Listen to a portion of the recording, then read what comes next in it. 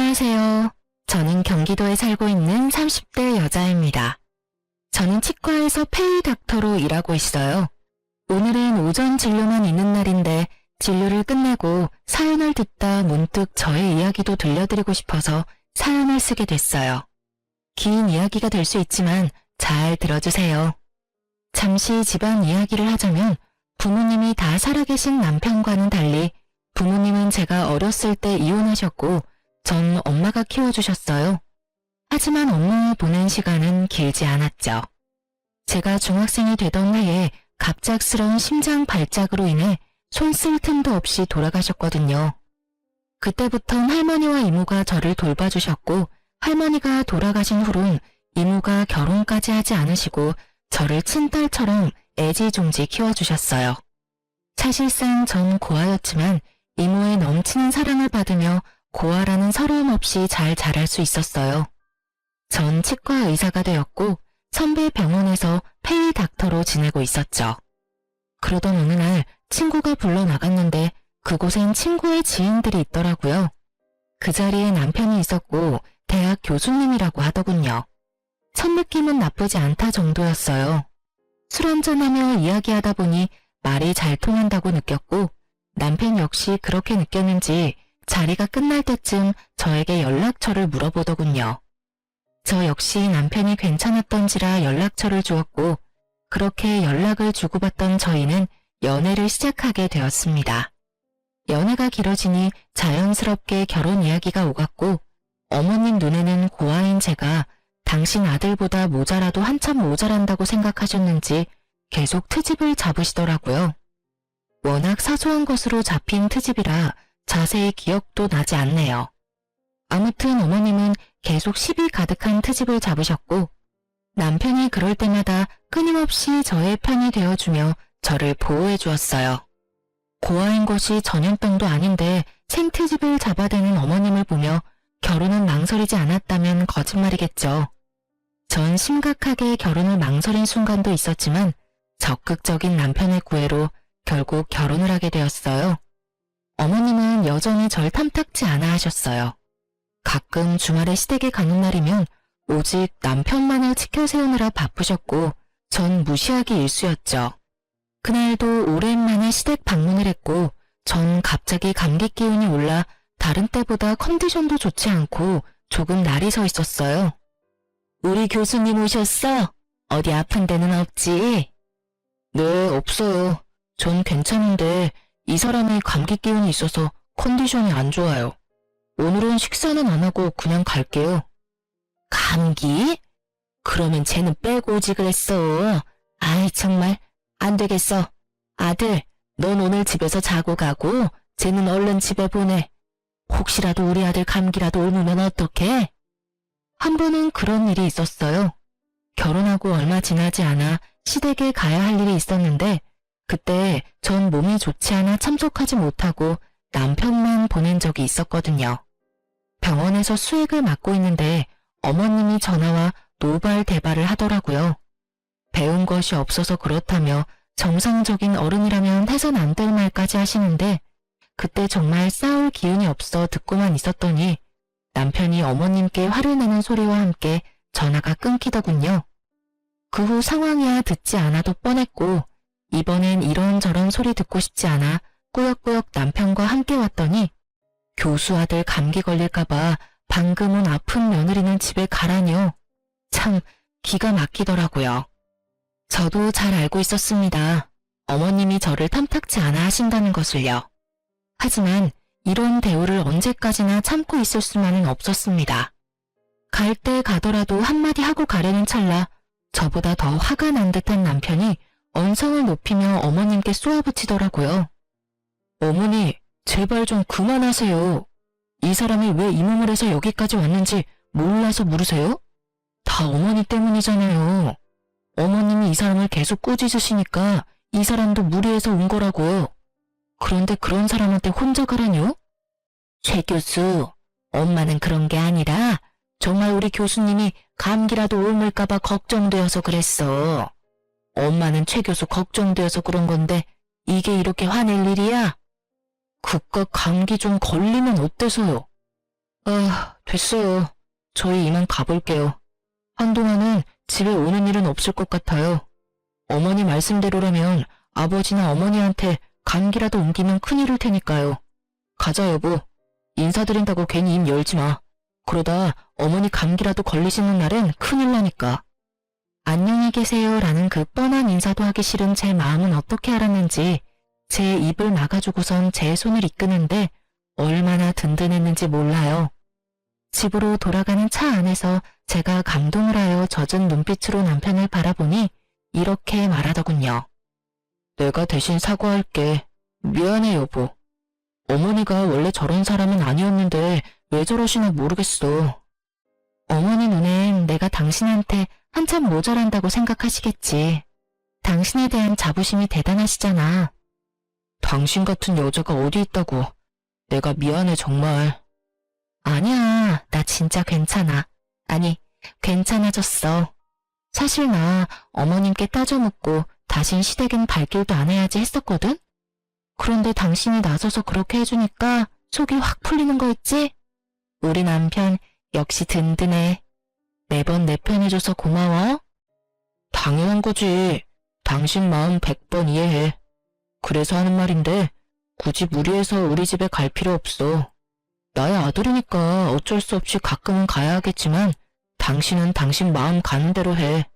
이런 대접 받으면서까지 며느리 돌이 다 하라고 하고 싶은 마음은 없으니까. 알겠지? 이렇게까지 말해주는 남편을 보고 있자니 파혼하지 않고 결혼까지 하길 잘했다는 생각이 들더라고요. 지금 저의 눈에 비친 남편은 누군가의 아들이 아닌 완벽한 저의 편, 든든한 제 가족이었으니까요. 어쨌든 전 그날 이후 어머님의 연락은 일절하지 않았어요. 저를 탐탁지 않게 여기는 어머님께 갖은 아양을 떨며 잘 보일 생각이 전혀 없었기 때문이죠. 그저 최소한의 인간 도리만 하며 지냈어요. 그러던 어느 날 어머님이 연락도 없이 제가 근무하고 있는 병원으로 찾아오셨더군요.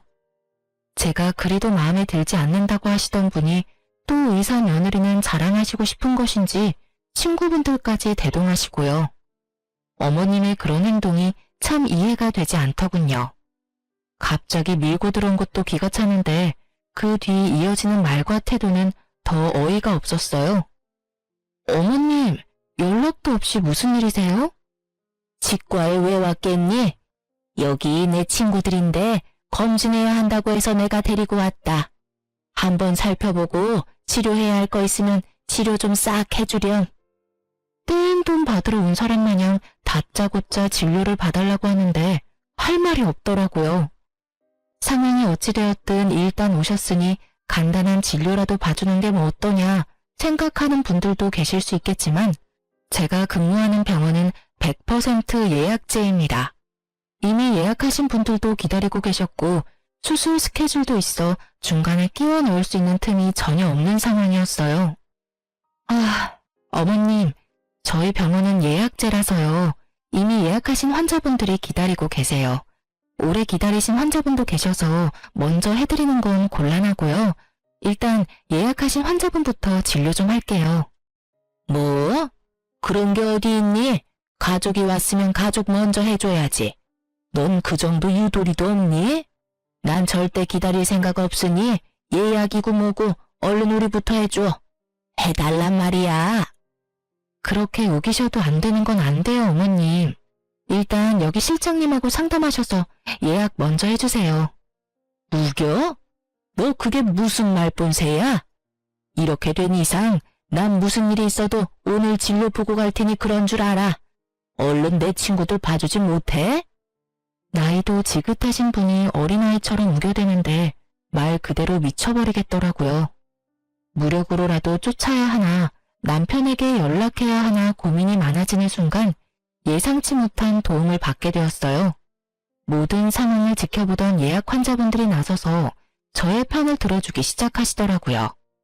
정말 못 듣고 있겠네. 여기 기다리고 있는 사람들 안 보여요? 그러게요. 요즘 저런 시엄마가 어디 있어? 며느리 일하는 병원에 와서 이런 행패가 어디 있어? 난 다 모르겠으니까 순서나 꼭 지켜주세요. 다 아파서 오는 사람들인데 가족이고 나발이고 그런 게 어디 있어요? 그러니까요. 이게 무슨 민폐야? 의사 며느리 업고 다녀도 모자랄 판국에 일하는 직장까지 찾아와서 나 같으면 당장 이혼하지. 저걸 어떻게 참아? 선생님, 그러지 말고 이혼하세요. 내가 좋은 남자 소개해 줄 테니까. 선생님 정도면 남자들 줄 선다고요. 이윽고 이혼이라는 말까지 나오니 시모의 얼굴이 홍당무가 되어버렸더군요. 상황이 이렇게 돌아가자 시모는 아무 말도 하지 못하고 친구분들이 나서 거듭 죄송하다고 하며 시모를 끌고 나가시더라고요. 그 후로도 환자분들이 제 편을 들어주시는데 민망하기도 하고 통쾌하기도 했어요. 그렇지 않아도 바쁜데 시모와의 실랑이로 시간이 더 지체되었던 터라 정신없이 쉬지도 못하고 진료 마치고 집으로 돌아가는 길, 시모한테 연락이 엄청 많이 와 있더라고요. 전화도 전화였지만 문자도 엄청나게 와 있더군요. 물론 내용은 떠올리고 싶지도 않은 내용이었고요. 전 대꾸할 가치도 없는 연락을 가뿐히 무시하곤 무거운 몸을 이끌고 집으로 향했어요. 오늘 참 고단한 하루였다고 생각했는데 저의 고단한 하루는 이제 시작이었더라고요. 현관문 앞에 도끼로 가득한 시모가 절 기다리고 계셨으니까요. 넌 왜 이제 오는 거야? 전화는 왜 안 받아? 아니, 도대체 최 교수한테 뭐라고 했길래 비밀번호를 못 알려준다고 그러는 거니? 네가 뭔데 내가 이런 수모를 겪어야 해? 이게 무슨 망신이냐고. 이렇게 쏟아내던 시모는 제가 가까이 다가가자 다짜고짜 뺨을 날렸죠. 정신이 멍해지고 그 어떤 말도 생각나지 않더군요. 그때 시모 입에서 제 정신을 깨워줄 말들이 쏟아져 나오기 시작했어요. 이런 버르장머리도 없는 년, 네가 감히 내 친구들 앞에서 내 망신을 줘? 그깟 이빨 좀 봐주는 게 뭐가 그리 힘들다고? 이래서 부모 없는 것들은 티가 난다니까. 괜히 내가 널 싫어한 게 아니라고.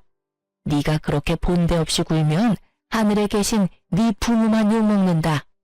내가 너 이렇게 못 배운 티 낼까봐 널 받아들이기 싫었어. 알겠니? 내 친구들 앞에서 무슨 망신이야? 그간 쌓아왔던 내 위신이 한 방에 무너져 내렸어. 너 어떻게 책임질 거야? 그걸 왜 제가 책임지나요? 애초에 어머님이 무대포로 밀고 들어오셔서 이 사달이 났잖아요. 그리고 여기서 왜 저희 부모님이 들먹이세요? 그럴 자격이 있다고 생각하세요? 이것 봐. 이 순간에도 눈 똑바로 뜨고 말 대꾸하는 꼴이라니. 되먹지도 못한 것이 독하기까지 해. 눈물 한 방울 흘리지 않고 어른 노려보는 것 좀 봐라. 그렇게 노려보면 내가 무서워할 줄 아니? 왜 네 부모를 들먹이냐고? 내가 불쌍해서 그런다. 이런 것도 자식이라고 낳고 기뻐했을 네 부모가 불쌍해서 그래. 이 말 같지도 않은 폭언들을 듣고 있는데 정말 어른만 아니면 욕을 하며 딱이라도 때려버리고 싶더군요. 머리 끝까지 화가 올라 온몸이 부들부들 떨리면서 이성의 끈이 끊기려는 순간 다급히 다가오는 발소리가 들렸고 이내 제 앞을 막아서는 남편의 뒷모습이 보이더라고요. 그리고는 정신을 차렸을 땐 절규 소리와 함께 남편의 손에 끌려가는 시모 모습이 보이더군요. 무슨 잘못을 했을까? 도대체 무슨 잘못을 했길래 뺨까지 맞고 이런 말까지 들어야만 했을까? 이런 생각들만 가득했어요. 도무지 이해되는 것이 단 하나도 없었죠. 전 옷도 갈아입지 못한 채 소파에 멍하니 앉아 있었고 남편이 들어오더군요. 여보, 괜찮아? 어디 봐봐. 여기지? 많이 아팠지? 여보, 나 진짜 이해가 되지 않아. 내가 그렇게 잘못한 거야? 이런 취급을 받을 만큼? 아니야, 절대 아니야. 그런 생각은 하지도 마. 당신 잘못은 조금도 없으니까. 앞으로 우리 집엔 가지도 말고 오는 연락도 받지 마. 아예 차단해버려. 맞은 데는 어때? 아, 진짜 너무 속상하다. 내가 좀 더 일찍 왔어야 했는데 미안해. 남편의 걱정스러운 말을 듣고 있는데 그제야 눈물이 나더라고요. 한 번 터진 울음은 멈추지 않았고 남편의 품에서 한참을 울다 잠이 들었어요. 그날 이후 시댁에선 아무런 연락이 오지 않더군요. 남편의 말론 결국 모든 일들을 아버님께 말씀드렸다며 화가 많이 나신 아버님이 시모를 크게 혼내셨다고 하더라고요. 시모가 잠잠해지니 제 삶이 다시 평화로워지더군요. 평화롭다 못해 조용하기까지 했어요. 조용하면 사고 친다더니 그 말은 애들한테는 해당하는 이야기가 아니더군요. 전혀 예상치 못한 장르가 제 인생에 끼어들고 있었으니까요. 그날도 다른 날과 똑같은 날이었어요. 오전 진료만 있는 날이라 다른 날보다 이른 시간에 집에서 나섰고, 그런 저에게 샌드위치까지 만들어 챙겨주는 다정한 남편.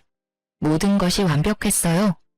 진료가 시작되었고 그 환자분이 제 앞에 나타나기 전까지는요. 신규 환자로 병원을 찾은 그분은 어머님과 함께 오셨던 친구분들 중 한 분이었고 저에게 멋쩍은 듯 인사를 건네더군요. 잘 지냈어요? 내가 요즘 이빨이 아파서 여기저기 찾아봤는데 선생님이 친절하고 꼼꼼하다고 하길래 염치불고하고 찾아왔어요. 그땐 정말 미안했어요. 우린 당연히 연락뿐 아니라 예약까지 다 했다고 생각하고 따라왔었어요. 그냥 무작정 데려가는 줄 알았으면 절대 따라가는 일은 없었을 텐데. 그때 함께 온 친구들이 다 미안해하고 있어요. 아니에요. 일부러 그러신 것도 아니신데요, 뭐. 찾아주셔서 제가 감사해요.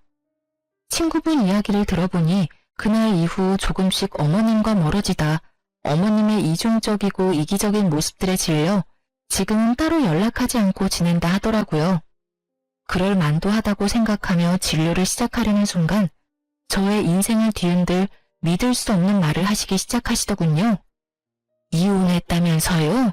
그런 집안이랑 잘 끝냈어요. 그런 어미 밑에서 자식이 뭘 배웠겠어요? 위자료는 많이 받았어요? 이혼이라니, 위자료라니. 남편이 직접 만들어준 샌드위치가 아직 제 가방 안에 있는데 도무지 이해되지 않는 말들 뿐이더군요. 네? 그게 무슨 말씀이세요? 이혼이라뇨. 저 이혼 안 했어요.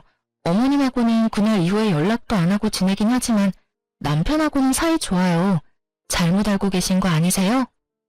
제 말을 듣던 친구분은 저보다 더 놀란 얼굴을 하며 말하더라고요. 네? 아닌데. 정말 이혼한 거 아니에요? 네. 오늘 아침에도 출근할 때 남편이 샌드위치도 챙겨준걸요. 그럴 리가 없는데. 아니, 사이가 이렇게 되기 전에 그 집에 놀러 간 적이 있는데 엄청 젊은 여자를 예비 며느리라며 소개해줬었어요. 그러면서 하는 말이 선생님이랑은 곧 이혼하고 바로 그 여자랑 결혼시킬 거라면서 돈 많은 집안이랑 사돈하게 됐다고 엄청나게 자랑했는데 예비 며느리요? 에이, 그럴 리가요. 저희 남편 외동아들인데 저랑 사이도 좋고 이혼 이야기도 오간 적 없어요. 오해하신 거 아니세요? 그런 걸 어떻게 오해해요. 그날 나가서 밥도 같이 먹었는데 아들이 와서 밥값까지 계산해줬다니까. 확실해요. 어머, 이게 무슨 일이래요? 누구보다 다정하고 나만을 위해주는 남편인데 도무지 믿을 수가 없었어요. 하지만 친구분 역시 거짓말을 하는 것 같지 않았기에 더욱 혼란스럽더라고요. 어떻게 진료를 마친 것인지 모르겠더군요. 정신을 차려보니 진료는 끝나 있었고 전 남편의 학교를 향했어요. 어떤 말부터 시작해야 할지는 모르겠지만 어찌되었든 남편을 직접 봐야 할 것만 같았어요. 혹여나 남편에게 피해가 될까 싶어 한 번도 찾아가 본 적이 없는 남편의 직장. 남편의 방 앞에 서니 갑자기 긴장이 되더군요. 심호흡을 몇 번 하고 남편의 방으로 들어갔고 그곳엔 저를 보고 놀란 남편과 조교분이 있더라고요. 여보, 웬일이야? 학교는 한 번도 오지 않더니. 그냥 오늘 오전 진료했잖아. 갑자기 너무 보고 싶어서 잠시 들렸어. 방해한 건 아니지? 아니지. 언제든 환영입니다. 아참, 인사해. 나 잘 도와주는 우리 조교. 아주 능력이 좋아. 아, 안녕하세요. 처음 인사드리네요. 저희 남편 잘 부탁드려요. 네, 안녕하세요. 조교분과 인사를 나눈 후 전 남편의 눈치를 살폈어요. 분명 평소와 같은 다정한 남편인데 그런 말을 들어서인지 왜인지 모르게 더 안절부절 못하는 것처럼 보였고 더욱 제 눈치를 살피는 것처럼 보이더군요. 그러면서도 내 남편은 그럴 리가 없다고 강하게 믿으며 집에서 보자고 말을 건넨 뒤 돌아서는 찰나 저의 마음은 무너져 내리고 말았어요. 조교의 손에 끼인 반지 때문이었어요. 그 반지는 분명 제가 아는 반지였어요. 얼마 전 남편의 서재를 청소하다 발견했던 디자인이 특이한 반지. 디자인이 워낙 평범하지 않아 정확히 기억하고 있었어요. 곧 다가올 두 번째 결혼 기념일을 대비해 남편이 특별히 절 위해 준비한 깜짝 선물이라고 생각했었기에 더욱 잊을 수가 없었죠. 전 최대한 태연한 척하며 그곳에서 나와 집으로 돌아왔어요. 반지를 보고도 이때까진 모든 것을 부정했던 것 같아요. 그럴 리가 없다고, 내 남편이 그럴 리가 없다고 끊임없이 되뇌고 있었죠. 그러던 와중에 번뜩 서재에 있는 남편의 노트북이 스쳐 지나갔고 저의 예상대로 잠금도 걸려있지 않을 뿐더러 카톡까지 자동으로 로그인이 되어 있더군요. 평소 제가 워낙 이런 것에 관심도 없었고 제가 남편을 얼마나 신뢰하고 있는지에 대해 누구보다 남편이 더욱 잘 알고 있으니 남편도 방심했던 거죠. 저는 아주 천천히 단 하나도 놓치지 않고 대화들을 살펴보았고 학교에서 보았던 조교와의 대화를 발견했어요. 대화의 내용은 외도를 증명하기에 부족함이 없는 더러운 내용들이 가득했고 친구분의 말씀대로 이미 시댁을 오가며 결혼한 사이처럼 지내고 있더군요. 25살, 상간녀의 나이였어요. 보기에도 젊어 보인다고 했는데 정말 어리더군요. 모든 내용이 경악 그 자체였지만 가장 저를 화나게 했던 건 이모에 대한 멸시였어요. 상견례 날 이모는 상견례 장소가 주차하기 힘든 곳이란 걸 아시곤 2대의 차 중 경찰을 끌고 오셨었고 그것을 본 남편이 이모를 대놓고 무시하고 있더라고요. 상견례 때 옷은 그런 대로 차려입었길래 그래도 돈은 좀 있는 집안인가 했더니 상견례 끝나고 보니까 경차 타고 가더라니까. 내가 얼마나 황당했는 줄 알아? 아마도 그 옷도 다 빌려 입었거나 짝퉁일 거야. 다시 생각해보니까 가방도 좀 조잡했던 것 같기도 하고. 그러게 왜 그런 고아랑 결혼했어?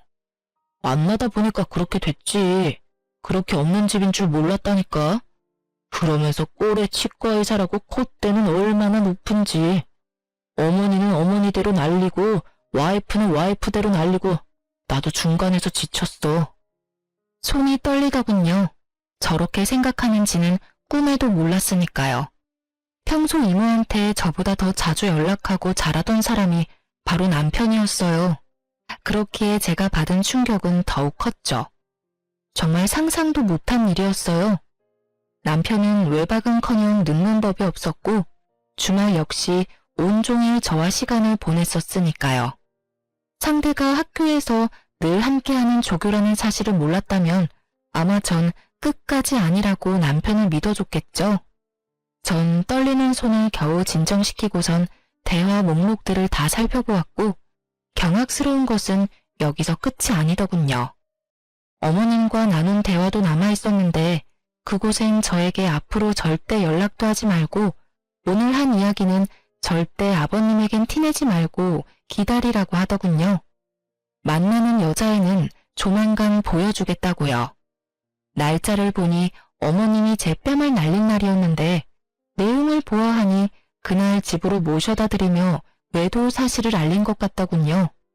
충격에 빠진 제 머리와는 달리 손은 부지런히 대화 내용을 저장하고 있었고 전 증거를 더 모으며 때를 기다리기로 했어요. 그러면서 이모에게 모든 사실을 알렸죠. 이모, 내 남편 아니 이 빌어먹을 놈이 바람 피우고 있어. 그것도 25살 조교랑. 자세한 이야기는 만나서 이야기해 줄 테니까 우선 내가 뭘 해야 하는지부터 말해줘. 뭐? 그게 사실이야? 이 새끼를 진짜. 너 모은 증거 이모한테 다 보내고 사소한 거라도 다 모아놔. 내가 그놈 가만두지 않을 테니까. 이모는 이모대로 전 저대로 이혼을 준비하기 시작했어요. 전 아무렇지 않은 척 남편을 대했지만 생각보다 그건 참 힘든 일이더라고요. 특히 한 침대를 쓰는 것만큼은 도저히 할 수가 없어 가짜 기침을 해대며 감기를 핑계로 각방을 쓰자고 했어요. 여보, 나 아무래도 간호사한테 감기가 옮았나 봐. 컨디션도 심상치 않은 게 독감으로 이어질 것 같은데 한동안은 우리 각방 쓰자. 혹시나 당신까지 아프면 큰일 나. 아무리 그래도 각방은 좀 그렇지 않을까? 가족이라곤 우리 둘뿐인데 둘 중 한 사람이라도 멀쩡해야 병간호를 하지. 그렇긴 하지. 알겠어. 그럼 내가 서재 가서 잘 테니까 당신이 방에서 편하게 자. 저의 권유에 남편은 흔쾌히 알겠다고 하며 서재로 가더군요. 그렇게 전 혼자 방을 쓰며 이것저것 이혼을 준비했어요. 일단 병원을 쉬기로 했어요. 남편의 외도 사실을 알고 난 후 이런 어지러운 마음으로 환자를 볼 자신이 없어 선배이자 원장님께 상황을 잘 설명하고 한 달 동안 이혼 준비에 힘쓰기로 했어요. 외도로 인해 이혼을 준비하는 사연들을 들어보면 흥신소를 많이들 활용하시던데 전 그럴 필요도 없었어요. 상간녀가 친절하게 SNS에 다 올려주었으니까요. 올린 사진들을 훑어보니 남편과의 외도를 자랑하고 싶어 안달이 나 있더군요. 그래도 남의 시선이 신경 쓰이긴 했는지 남편의 얼굴만은 교묘히 가리긴 했지만 아는 사람이 보면 충분히 남편임을 알 수 있겠더라고요. 거기에다 예비 시댁, 예비 시어머니라며 어머님 얼굴 사진도 있더군요. 1년 가까이 된 것 같았어요. 남편과 만나기 시작한 기간이요. 집도 친구분에게 들은 것처럼 잘 사는 듯 했고요. 이 모든 것을 SNS 통해 다 알게 되었으니 굳이 흥신소를 거칠 필요가 없었겠죠? 어려서 그런지 거의 실시간급으로 사진들이 올라오는데 상간녀에게 고마운 마음마저 들더군요. 전 때를 기다리며 SNS를 계속해서 주시했고 올라오는 게시물을 통해 복수의 날이 정해졌죠. 그런 와중에도 남편은 변함없이 저에게 잘해주었는데 그런 모습이 더욱 소름이 끼치더군요. 정확히 일주일 뒤 결전의 날이 왔고 이모와 저는 그 인간들이 모인 장소를 향했어요. 그곳은 다름 아닌 남편과 상간녀의 상견례 장소였는데 여전히 친절한 상간녀가 자신의 SNS 계정에 고급 한정식 식당의 사진과 함께 상견례 정확한 날짜와 시간까지 언급해 너무나 쉽게 알 수 있었죠. 거의 결혼식 못지않게 자랑질을 해대는데 이 정도면 병 아닌가 싶더라고요. 저와 이모가 문을 열고 들어가자 남편은 크게 당황한 표정이 역력하더군요. 그건 어머님과 상간녀도 마찬가지였고 단 한 사람, 아버님만이 이게 무슨 일이냐는 표정으로 말씀하시더라고요. 이게 무슨 상황인 거야? 이혼한 네가 여기 무슨 일이야? 보아하니 아버님은 제가 이미 남편과 이혼을 했다고 알고 계신 것 같더라고요. 그래서 친히 모든 상황을 알려드렸죠. 아버님, 저 이혼 안 했어요. 아니, 얼마 전까진 제가 이혼할 거란 생각도 못했는걸요. 저도 얼마나 놀랐는지 몰라요. 당사자도 모르는 이혼이 진행되고 있었다니까요. 사실 아버님의 잘난 교수 아드님이 저 몰래 바람까지 피우고 있더라고요. 거기에다 저랑 결혼한 지 2년밖에 안 됐는데 저 여자랑 바람 피운 건 1년이나 됐더라고요. 제가 저딴 놈을 믿고 결혼하면 잘했다고 생각하고 살았으니 제 발등 제가 찍었죠 뭐. 이것까지도 충분히 기가 차는데 이혼도 안 한 남편이 다른 여자랑 이런 상견례 자리까지 만들었으니 제가 안 찾아오고는 못 베기겠더라고요. 그래서 이 모든 상황을 뒤집어 엎으려고 오게 됐어요. 제가 딱 이렇게 말하니 시모가 자리에서 벌떡 일어나 노발대발하시며 상황을 무마시켜보려 노력하더군요. 너 그 입 다물지 못해? 여기가 어딘 줄 알고 찾아와서는 헛소리야. 여보, 저 물건 말 믿지 말아요. 아니, 듣지도 말라고요. 사돈, 들을 필요도 없는 말입니다. 저 물건 부모님도 일찍 돌아가셔서 배운 것 없이 자란 물건이라 결혼 생활할 때도 거짓말을 입에 달고 살던 애였다고요. 시모의 이런 노력도 소용이 없었어요. 다들 시모보단 제 입에 집중하고 있었으니까요. 전 시모의 말을 모조리 무시한 채 말을 이어나갔어요. 보시다시피 어머님은 이미 다 알고 계셨어요. 그뿐인가요? 저 불륜녀가 새 며느리 되는 걸 쌍수 들고 반기셨다고요. 아버님 몰래 어머님이 저 상간녀를 집에 불러서 곧 결혼할 예비 며느리라며 친구들한테 소개도 다 마친 상황이었어요. 이혼도 안 했는데 저는 이미 이혼일 만드셨던데요. 일단 상견례부터 잘 마무리하고 나서 무슨 수를 써서라도 이혼하면 될 거라고 생각한 것 같은데 아버님 참 대단하지 않나요? 그런 말도 안 되는 계획으로 이런 대범한 짓을 벌인 거 말이에요.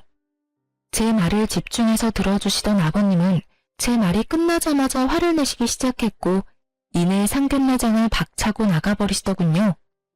이 말이 전부 사실이야? 아니에요 여보. 제 말 좀 들어봐요. 아버지, 다 오해세요. 제발 진정 좀 하세요. 이런 인간 같지도 않은 놈이 감히 이딴 짓을 해? 이게 무슨 집안 망신이야? 두 사람 다 나한테 할 말이 많은 것 같은데 그 말들은 집에서 이야기하도록 하지. 여긴 두 사람이 저지른 일이니 두 사람이 알아서 해결하고 와. 그렇게 아버님이 떠나시고 남은 사람은 상간녀와 상간녀의 가족들 그리고 저와 이모의 시선을 한 몸에 받고 있는 시모와 남편 눈뿐이었죠. 그렇게 저와 이모는 매서운 눈빛을 두 사람에게서 거두지 않았고 상견례 장소엔 정적만이 흐르고 있었어요. 그 순간 상간녀의 아빠가 다가와 이모에게 고개를 숙이며 인사를 건넸어요. 안녕하세요 선배님. 오랜만입니다. 그래 김 검사 잘 지냈어? 잘 지냈냐고 하기엔 상황이 좀 그렇긴 하네. 그러게요. 이런 상황에 선배님을 만나게 될지는 상상도 못했는데 제가 참 면목이 없습니다. 네, 사실 남편이 그렇게 무시하던 이모는 과거 검사였어요. 엄마가 돌아가시고 저를 맡아 키워주시던 할머니마저 돌아가시고 난 후 이모는 절 도맡아서 키워주셨고 제가 고등학교에 입학하던 해에 본격적인 공부 뒷바라지를 해주겠다며 일을 그만두셨던 거였어요. 그 후 변호사 사무실을 차리셨고 최소한의 의뢰만을 받으며 저에게 온 신경을 쏟아주셨었죠. 상간녀의 아빠는 그런 이모의 후배였어요. 사실 저도 이런 인연까진 몰랐던 터라 놀라웠는데 시모와 남편 놈은 놀람을 넘어서 핏기가 사라진 얼굴로 냉수만 계속 들이키고 있더군요. 면목은 무슨... 미리 말 못해줘서 미안해. 사실 우리 조카가 김 검사 딸 사진 보여줄 때 진작 알았어. 김 검사 카톡에 딸 사진이 많잖아. 그래서 진작 알았는데 차마 미리 말을 못하겠더라고. 많이 놀랐지? 세상 참 좁아. 이렇게까지 엮이는 걸 보면 말이야. 그러게나 말입니다. 그런데 선배, 딸아이 말로는 집안끼리 격이 맞지 않아 자주 부딪히다 이혼까지 하게 됐다고 하던데 이해가 잘 되지 않네요. 선배네 집이 격이 맞지 않을 리가 없을 텐데요. 그게 나 한동안 백수로 지내고 있을 때 우리 조카가 결혼했었거든. 조카 시집도 간다고 하고 이제 의뢰나 왕창 받아볼까 해서 사무실 이전 준비하면서 놀고 있을 때라 내 직업이 뭔지 몰랐을 거야. 거기에다가 상견례 자리에 경찰을 끌고 갔더니 그 모습을 보고 가진 것 없는 집안이라고 생각했겠지. 아무리 그렇다고 한들 바람 피우는 것도 어이가 없는데. 뭐? 우리 조카가 이혼을 해?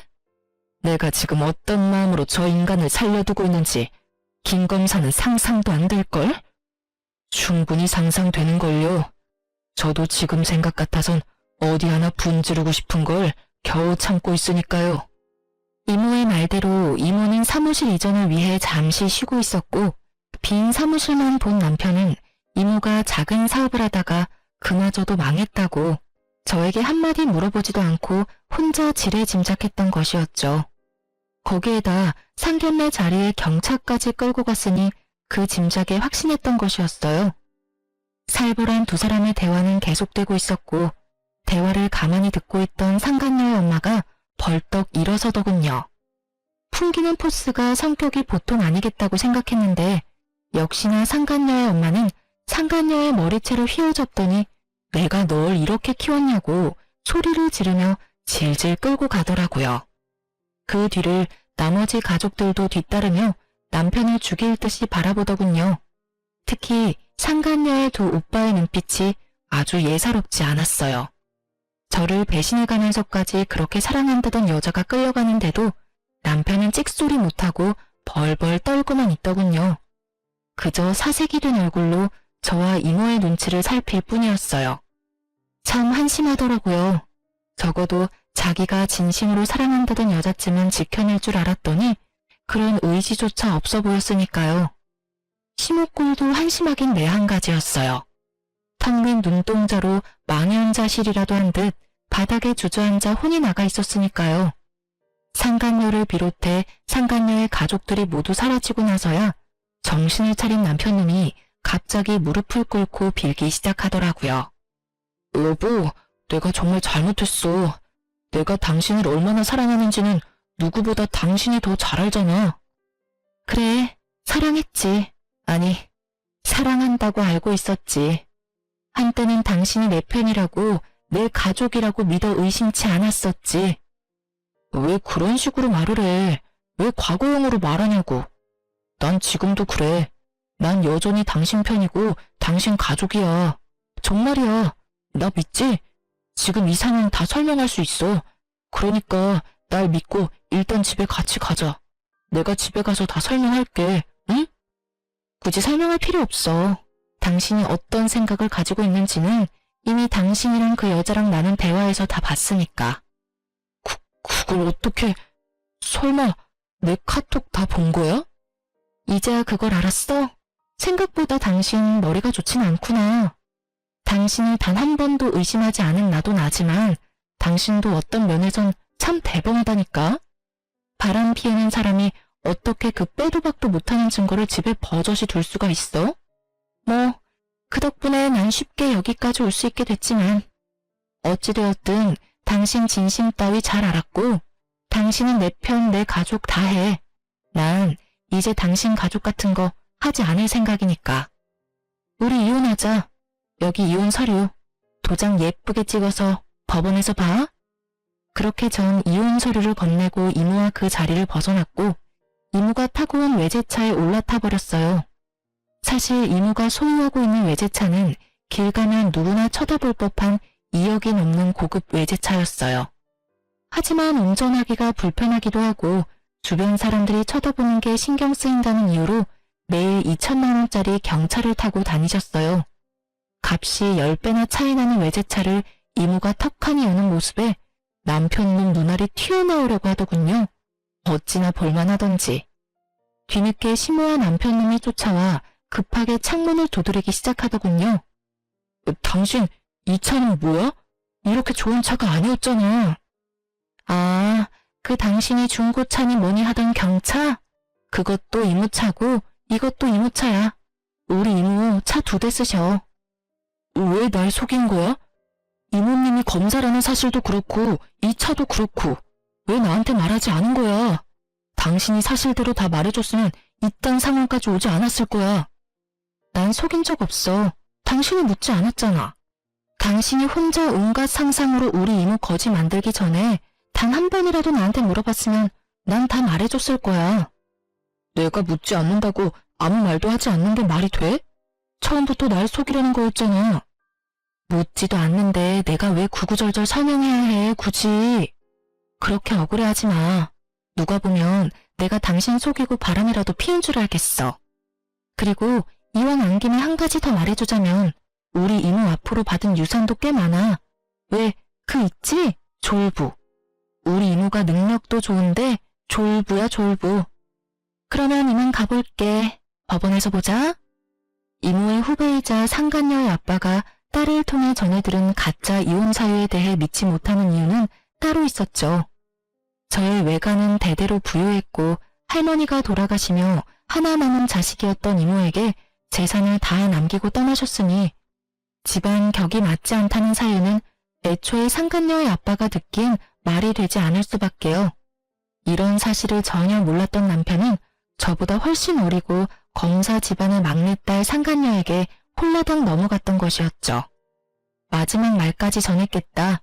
이모는 후련한 마음으로 차를 출발시켰고 사이드 미러를 통해 본 두 사람의 모습은 정말 통쾌 그 자체였어요. 시모는 그 자리에 주저앉아 울고 있었고 그놈은 허탈한 듯 실소를 터뜨리고 있더군요. 그렇게 남편과 법원에서 만나 이혼 서류를 제출했습니다. 구질구질하게 끝까지 매달릴 줄 알았던 전 남편은 자신이 생각해도 전혀 가능성이 없다고 느낀 것인지 생각보다 더 순순히 이혼을 해주더군요. 물론 제가 원하는 조건도 다 들어주었고요. 원하는 조건이라고 해봤자 빠른 이혼과 위자료뿐이긴 했지만요. 그리고 가장 큰 고민이었던 상간녀 소송은 진행하게 되었어요. 사실 이모 지인의 딸이라 어떻게 해야 할까 고민을 했는데 상간녀의 엄마에게 연락이 오더라고요. 다름이 아니라 상간녀 소송 고민하고 있다는 말을 애 아빠한테 전해들어서요. 네, 아무래도 이모랑 아신다고 하니 제가 소송까지 하기가 좀 그래서요. 굳이 제가 소송까지 하지 않아도 충분히 부모님께서 벌을 주실 것 같기도 했고요. 그러지 말고 진행하세요. 네?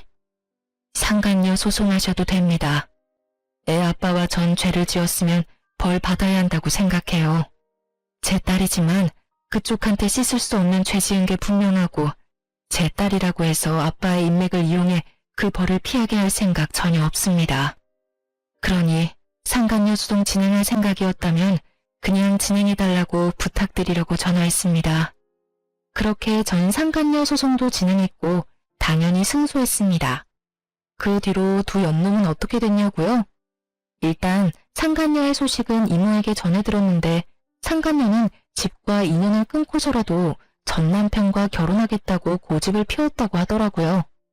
아무리 고집을 피워대도 부모님들이 설득되지 않자 결국 짐을 싸서 전시댁으로 가버렸고 그런 상간녀를 전시댁에서도 받아주지 않았다고 하더라고요. 그랬겠죠. 집을 버리고 온 상간녀는 더는 매력적인 며느리감이 아니었을 테니까요. 그저 가진 것 없는 어린 여자일 뿐이었을 테죠. 그렇게 버림을 받고 집으로 돌아온 상간녀는 그제야 큰 후회와 반성을 하고 있다고 하더군요. 그 반성이 진심인지는 저는 알 수 없지만요. 그리고 전 남편 역시 난리가 났다고 들었어요. 그 눈빛이 예사롭지 않던 두 오빠는 동생이 큰 잘못을 저지르긴 했으나 동생이 그렇게 사랑한다고 하니 참고 있었는데 가족과 영까지 끊어가며 사랑 찾아 떠난 동생이 결국 시댁에 버림받고 돌아왔으니 두 오빠는 더 이상 참을 이유가 없었죠. 학교로 찾아가 난동을 피웠다고 하더군요. 그 덕분에 조교와의 외도 사실이 학교에 소문이 쫙 나버렸고 전 남편은 볼 것도 없이 보직해임이 확정된 상태라고 하더군요. 다른 것도 아니고 조교와의 불륜 스캔들이니 그 소문을 잠재울 순 없을 테니까요. 전 치과에 다시 출근했고 이혼 의사 확인서도 제출했네요. 비로소 그 끔찍한 인간과 호적도 따로 쓰게 되었어요. 전 이혼하기 전과 다름없이 잘 지내고 있어요.